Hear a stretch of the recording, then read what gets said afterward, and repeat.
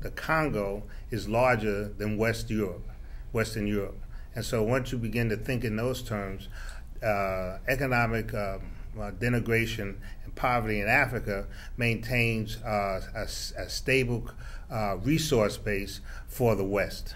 Let me say that tying it to this issue of system and blanket racism, a quick understanding that before the Civil War, blacks dominated many of the businesses, especially in the North. Sail making, they were up to 1/3 of the crews on whaling ships. Black females were the predominant beauticians for white women throughout the North because they had done that in slavery and continued it. And blacks invented catering. Catering was developed by a fellow named Robert Bogle in 1900. And they dominated that industry all the way until the early 1800s, rather, to the early 1900s. And then what happened, white Europeans came in and said, you can't be having a black person do your hair if you're white. You can't have a black barber. White should be the caterers. Blacks should be moved off of racing horses because they were the dominant jockeys. And it kept going on as they segregated the society. And M.S. Stewart, who was an economist in the 1930s, developed a concept called economic detour.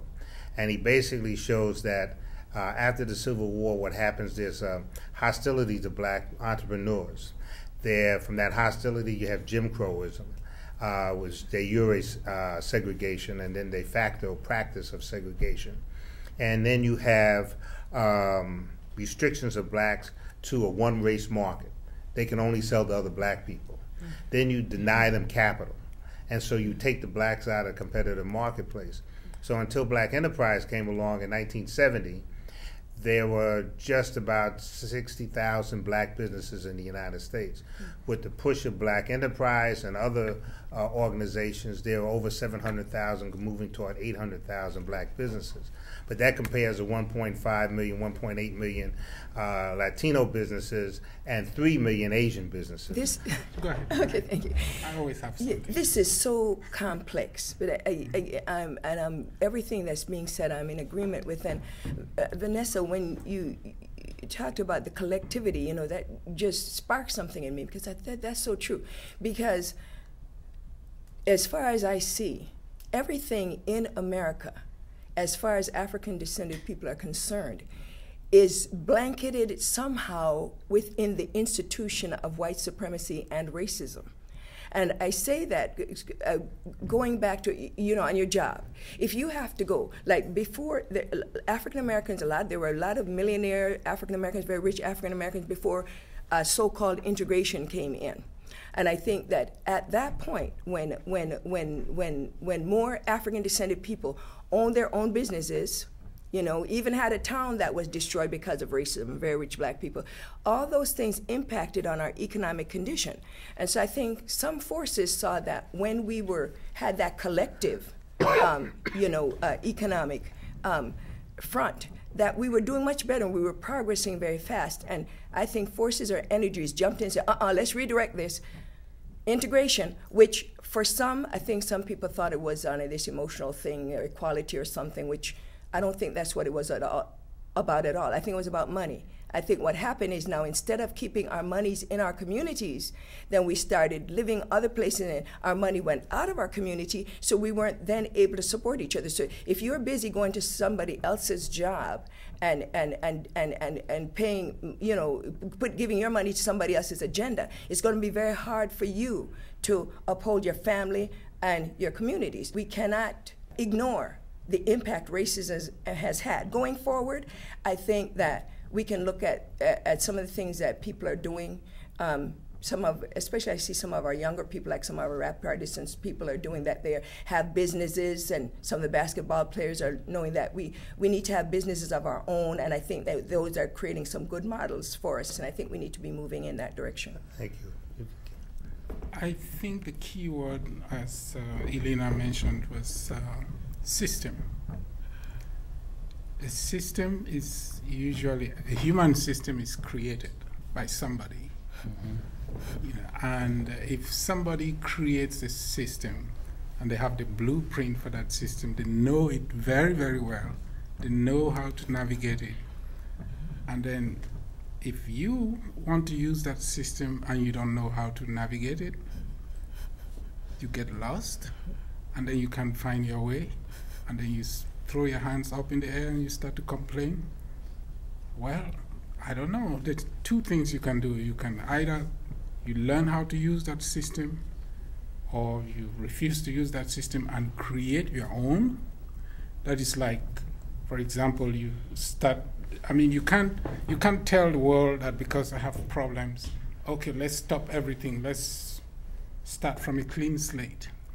It's kind of like maybe stopping the world from turning around. So what I'm saying in too many words there is that if I bring it down to this problem, to this discussion about relationships between African Americans and Africans, or black people in general, understanding what economic emancipation is, because we were talking about political emancipation, social and all that, emotional emancipation.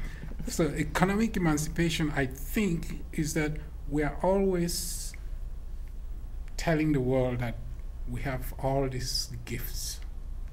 Africa is the breadbasket of the world. We have all the things that nature has given us.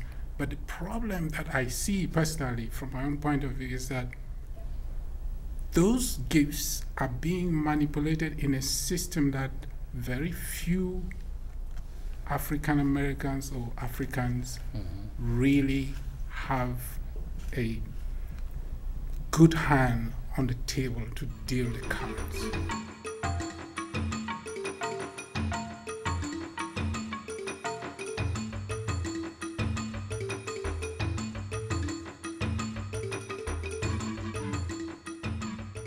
What is the value of education in terms for the African in their societies and societies that they come from that may not be in Africa itself, from the West Indies, South America? What's the... Depends on the kind of education too.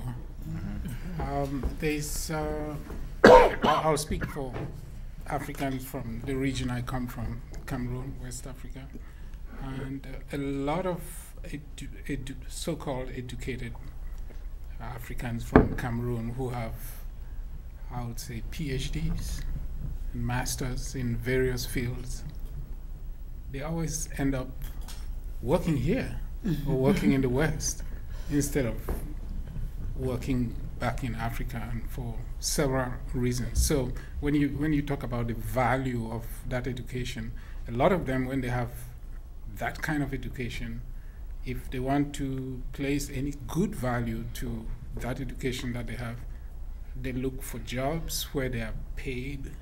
If we're thinking in terms of pay, they look for jobs where they are well paid.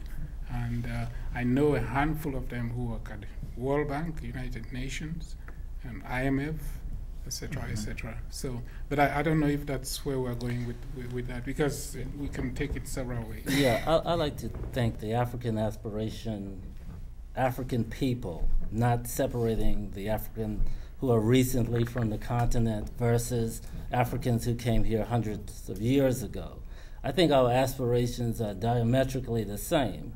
But I think the system in the West is an elitist system. You don't need about a certain amount of PhDs in physics. You only need a certain amount in economics, because there aren't enough jobs for everyone. This is an elitist system. The system decides how many people that they should educate. As you mentioned, when we look at the black colleges throughout the country, right after the Civil War, we started all these colleges. And I'm sure the Africans coming from the continent have the same aspiration. Everyone basically wants their children to be educated. They want them to get a good job. They want them to raise a family, et cetera, et cetera. But people sometimes lose their way after a period of time, because there are certain sociological and psychological factors or cultural factors within their environment that blocks people from achieving. Like if a person commit a misdemeanor, they give you a record.